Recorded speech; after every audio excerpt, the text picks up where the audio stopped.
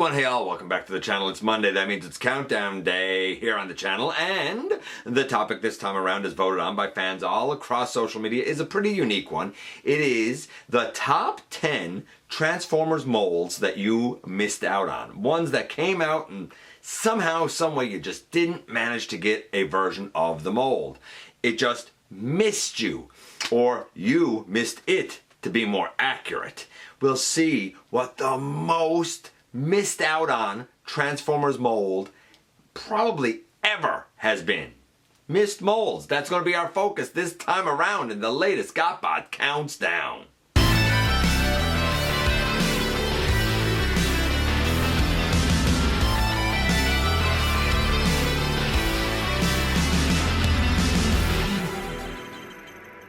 Hey all, welcome back to the channel. I'm your host, your most humble of hosts, Dennis Moulton, aka GotBot. As always, man, please like, comment, share, of course, subscribe, and while you're at it, my baby, hit that notification bell, please. It helps me out a ton, and it lets you know when content of all sorts goes up here on the channel. Check out Machinery of Man, The Everything Factor, all the groups that I'm either a mod or an admin for, as well as all of my social media links. All of that in the description down below. Also in the description down below. And if you're in a position to help the channel to grow, you can use the donate link. You can check us out on Patreon. You can see what we have to offer to you through spring. Or, of course, you can hit the join button right here on YouTube and become a channel member. And this is, like I said, the top 10 Transformers molds that fans missed out on, as voted on by all of you guys across social media. And I thought it was pretty interesting. This was the entire pantheon. Official, third-party, G1, animated, Unicron trilogy, Prime, modern day. But it is some version of a mold that, you know what, you just didn't manage to get your hands on. It was a lot of votes. In fact, for the honorable mentions, we only have one. And it was the Earthrise Seeker mold. Shockingly, there's a number of people that did not get their hands on any copy of the Earthrise Seeker mold. I think, based on what their feedback to me has been, that they didn't bother to run out and pick up the Starscream because they weren't sure if they were going to be able to get the Thundercracker and the Skywarp. And I think by the time the Thundercracker and the Skywarp had a wider release, which I didn't even know happened, I think that it was harder then to get the Starscream, so it's weird. I think a lot of people wanted all three Seekers to be out at the same time, and that didn't really happen.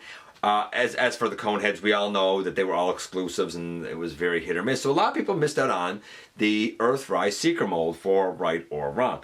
That's the only honorable mention, because if I was going to include any of the other votes, the next 23 had the exact same number of votes. That's how close the voting was this time around. None of them made the list. We'll dive into a few of them at the end and see kind of, you know, who people voted for other than the top 10. But of course, now with that one honorable mention, the Earthrise Seeker mold out of the way, we can get right to it and kick things off with number 10 first. And coming in at number 10 is a version of Optimus Prime, but not just any version of Optimus Prime, this version of Optimus Prime. That's right, it's the Transformers Prime First Edition iteration of Optimus Prime. I'm saying Prime a lot there. But long story short is this was, it was him and a few other characters. A lot of people to this day say that it was a brilliant transformation.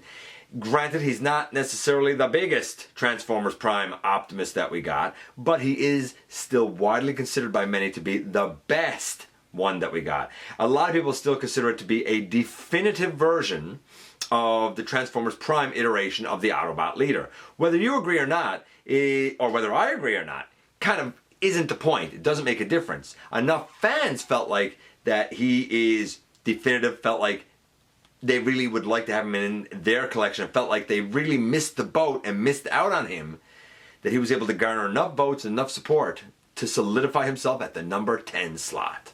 Number 9, sticking with Transformers Prime, is a mold that I myself have never, ever experienced. I've never seen it in person. I know nothing about it, and it's this. That's right, it's the Transformers Prime Vietcon mold. the funny part is, the Vietcon mold, the Vietcon, such an army builder. I mean, such an army builder, an obvious army builder for a lot of people, especially fans of Prime. I've seen people that have dozens of these. I've never ever seen it, didn't once see it on a shelf, nothing. Nothing. I've never had it. I don't know if it was bought up. I don't know if it was just that I was more interested in other characters and stuff at the time or what it was, but I've never had it, even though I've only ever heard brilliant things about it. The only Vietcons I got were the little Cyberverse ones, the tiny ones that were the Jet Vietcons that I thought were cool. By the way, speaking of the full deluxe Jet Vietcon mold, that got a couple of votes as well. I kind of lumped them in here, but honestly, just the regular Vietcon mold would have taken the number 9 slot. Anyway, it had enough support in and of itself. So, I guess in the end we could say whether it's the car Vietcon or the Jet Vietcon, whichever one you missed out on, takes the number 9 slot. Number 8, arguably, is something that helped to make this character a famous helicopter. Or maybe he was already known as a famous helicopter and that helped to inform this guy's creation. Who am I talking about? This guy.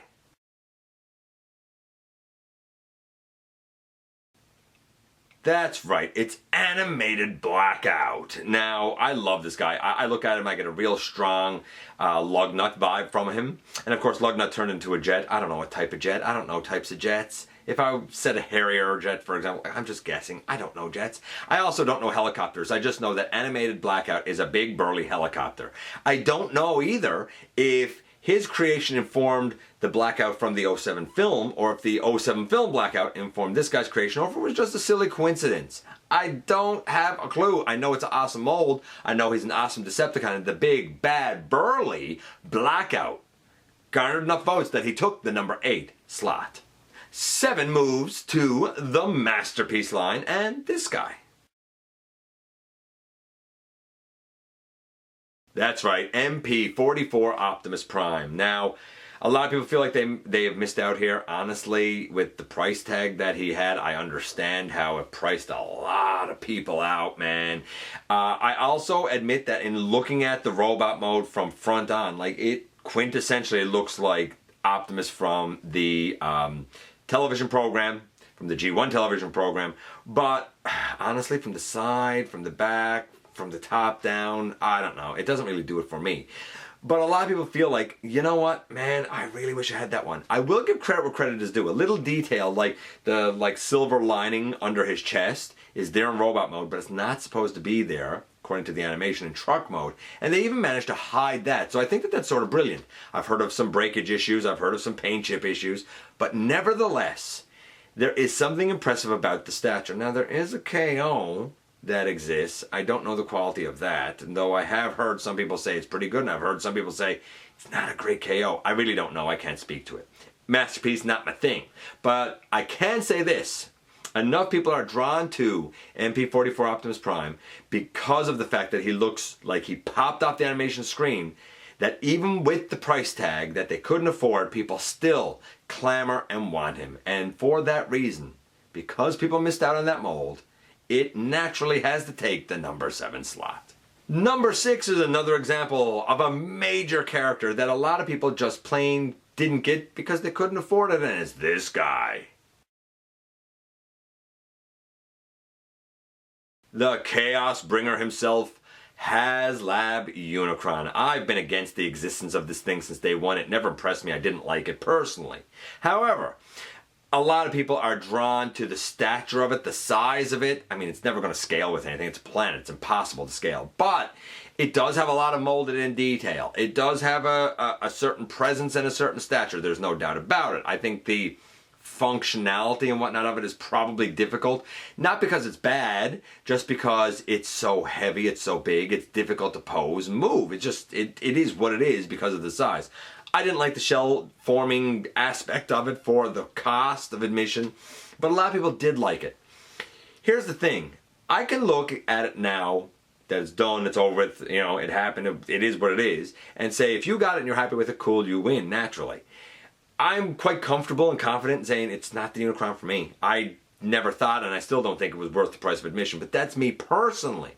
I do feel bad for those people who desperately wanted him and they just couldn't see a way clear to get him. He was a mold that those fans missed out on. And that's an awful crying shame. And enough fans missed out on him that he was able to take the number 6 slot.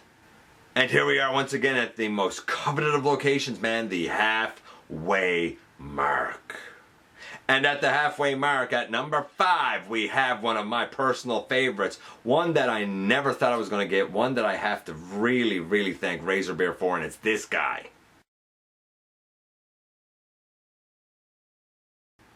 Reveal the Shield Lugnut. Now, I love Lugnut. I like the character. He's one of those that wasn't G1, but really kind of got a cult following after.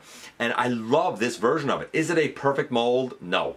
Is it a really strong, great mold? Absolutely. Was it stylized? Obviously. But I still look at it and I'm still impressed by it, and I still love having it on my shelf. It fits in with my mainline stuff, even though it's an animated character, while at the same time still looking like the intended character. It was really kind of elegant the way it was pulled off. Interestingly, earlier on the countdown we had Blackout, who I said reminded me of Lugnut. The two of them feel like a bit of a dynamic duo, and I've often wondered, what if they've given animated Blackout that same sort of treatment as they did with Lugnut? Maybe they did and I missed it. To my knowledge, they didn't actually do that, but I'd like to see a similar sort of Blackout to go with the RTS Lugnut. I don't know, update both of them maybe? Maybe. I don't know. Anyway you cut it, Reveal the Shield Lugnut was able to garner enough support that he solidified and took the number 5 slot. Number 4 of Transformers molds that people missed out on is in part a story of tragedy and kind of a story of triumph, so to speak, and it's this guy. That's right, Titans Return Twin Twist. Specifically Twin Twist. Now I said a story of tragedy because honestly, a lot of people got top spin, but they didn't see Twin Twist on shelves. Twin Twist was in a later wave and therefore difficult to get. That being said, I think it's a tremendous mold, and I've often told people if you can find a way to see clear to get it, get it. It is a highlight of the Titans Return line. It is one of the best feats of engineering that they pulled off in that line. Now for the Triumph part. The Triumph part is that apparently a version of that, as of this recording, is going to be recolored in Diaclone red and blue colors and released as part of the Wrecker subline that will be an Amazon exclusive.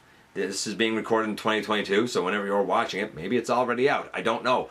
But if you don't have the original and you can see your way clear to get the Diaclone Wreckers recolor, at least do that. Some version of Twin Twist really deserves to be in everybody's collection because he's just that good. Enough folks felt like that they missed out on that Twin Twist that he was able to take the number 4 slot. We're at the top 3. By the way, G1 Twin Twist also had a couple of votes. Not enough to make it here, but also had a couple of votes. We're in the top 3, and at number 3. At number 3 is a character that is perhaps my most favorite piece in my collection, and to this day I am very, very happy to have him, and it's this guy. Generations Metroplex. I never get tired of him. I've said it before. Some people have said, the Generations Metroplex isn't very good.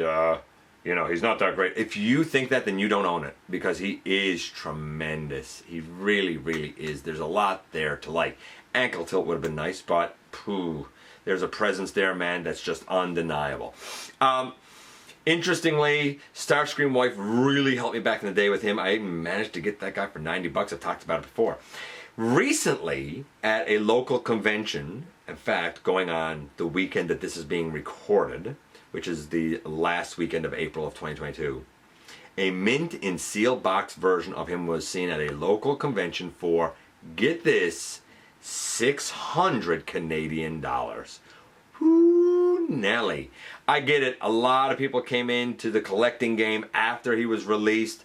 A lot of people at the time that he was released in 2013, I think it was, just they couldn't see their way clear to afford him at his price point then, which is a bit surprising because here in Canada he was only $134.50.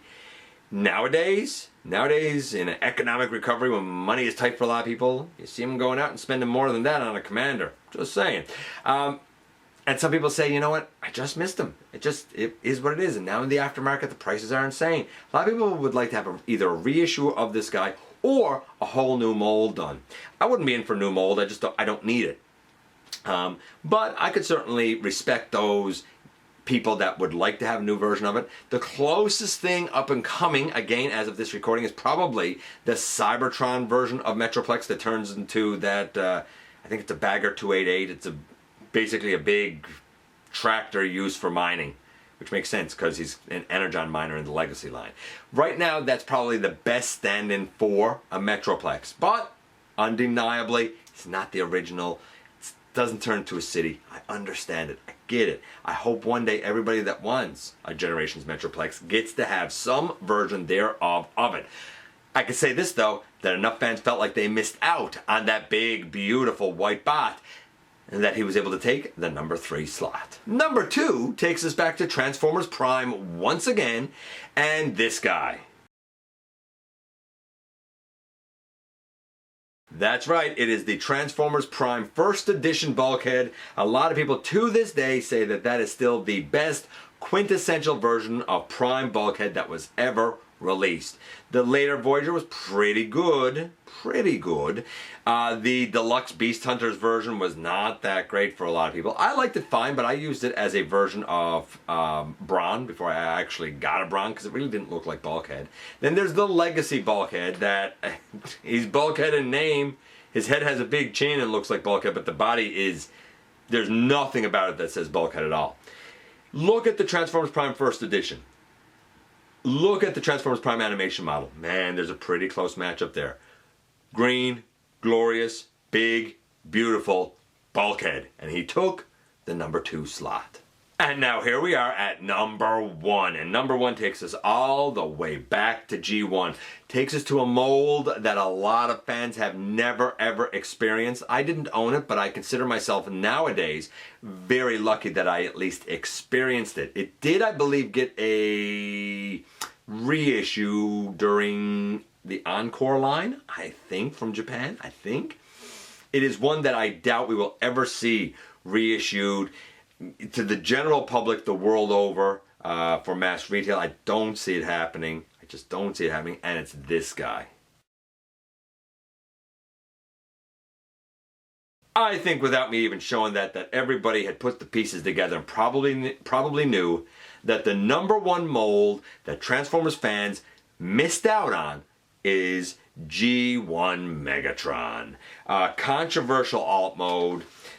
Didn't last. Laws changed it. You know, people's sensibilities changed it. He's become well known as a tank, which I do think makes more sense anyway. But I can say this, and my experience with G1 Megatron was very limited. His proportions were real weird. His articulation was pretty darn limited and wonky.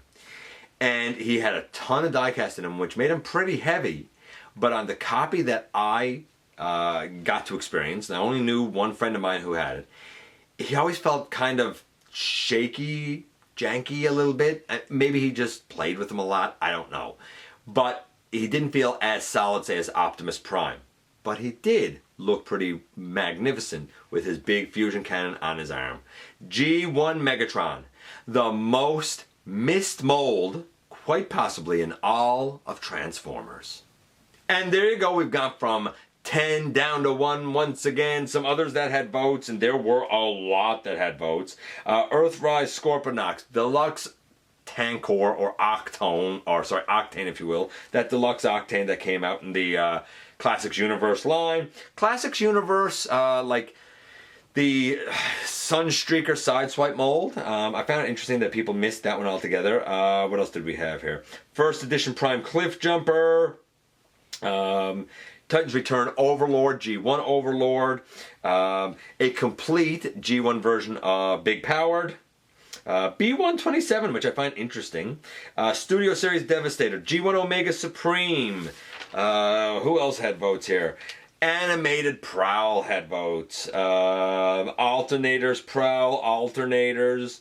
Mirage and Rodimus, Alternators, Jazz, Alternators, or Vinyl Tech, whatever you want to call it. Shockwave, Optimus Prime.